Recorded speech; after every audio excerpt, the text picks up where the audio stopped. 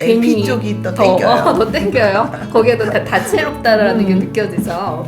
에피쿠로스라는 어원 자체가 식도락 이런 거래요. 저랑 딱 맞네요. 네, 그러다 보니 쾌락주의 하면은 너는 뭐 에피쿠로스냐? 이렇게 얘기를 하시는 경우가 있는데 사실 지금은 좀 많이 알려져 있을 거라고 생각하지만 에피쿠로스의 진정한 의미가 그것이 아닙니다. 그래서 오늘 이 시간에 에피쿠로스와 스토아 학파에 대해서 우리가 알고 있는 그냥 기존의 그거 쾌락주의라고 했던 부분이 아니라 진정한 원뜻을 알아보고 또 그리고 에피쿠로스와 스토아 학파가 또 이 시대에 주는 의의 그리고 둘의 비슷한 듯 하면서의 미묘한 차이. 요 세 가지에 집중해서 얘기를 해보도록 하겠습니다.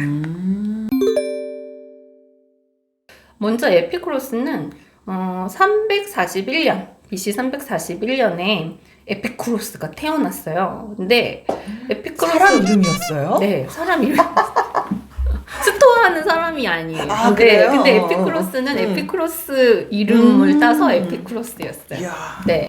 그 당시에는 공동체를 지정해서 내가 복무를 할 수가 있었는데 네.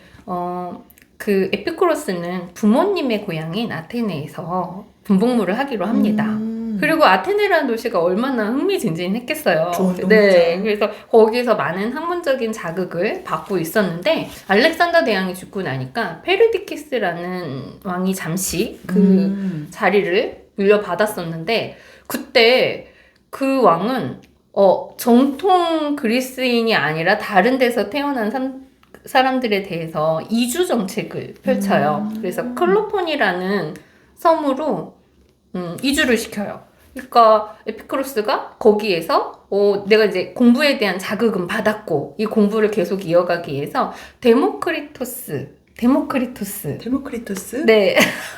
들어봤는데 저희 첫 시간에 했어요. 그러니까 이 세계의 원리에 대해서 관심을 가졌던 그런 학자들 중에서 피타고라스도 있었고 데모크리토스도 있었는데 데모크리토스는 원자론. 이 세상은 하나의 원자로 되어 있어. 쪼개질 수 없는 근원적인 물질이 있다고 라고 얘기를 했었던 그 당시에 굉장히 이제 과학주의적인 생각을 하셨던 학자분이셨죠.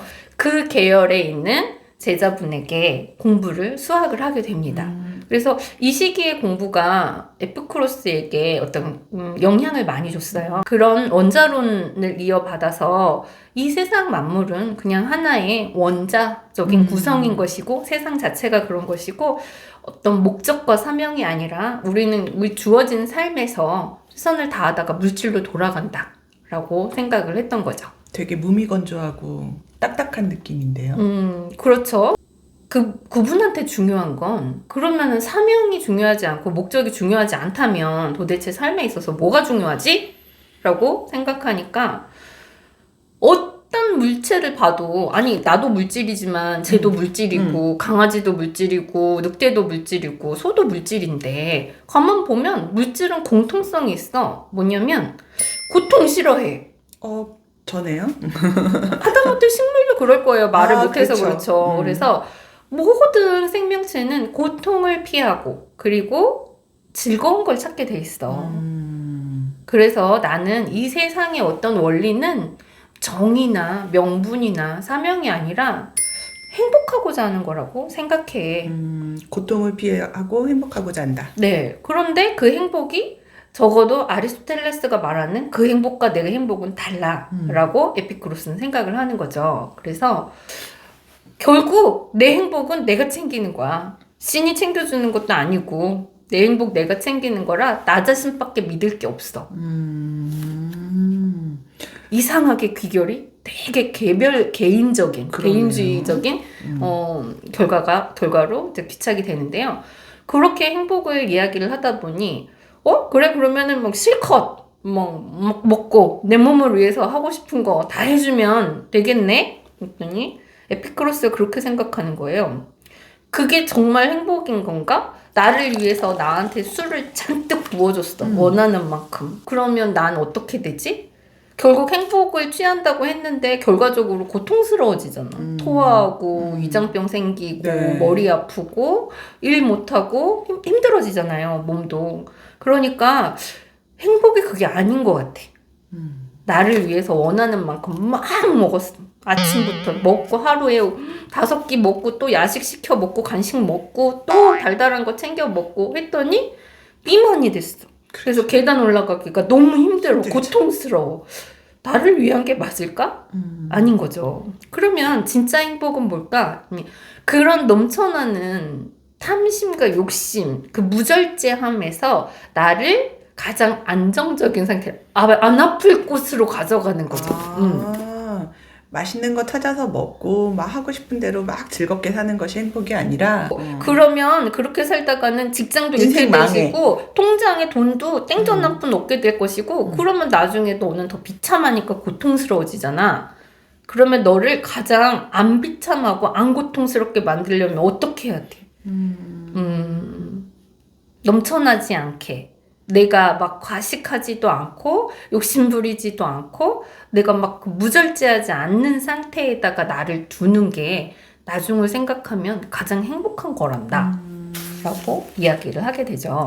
약간의 절제 같은 게 필요한 거네요. 네. 그런데 이제 그것을 어떤 행위로 근절하거나 그러지는 않았어요. 근데 사상적으로 그래서 우리의 넘쳐남을 우리는 경계하자 정도였고 당시에 이런 가르침? 그런 사상에 동조하는 사람들을 위해서 에피쿠로스는 가든? 정원? 네.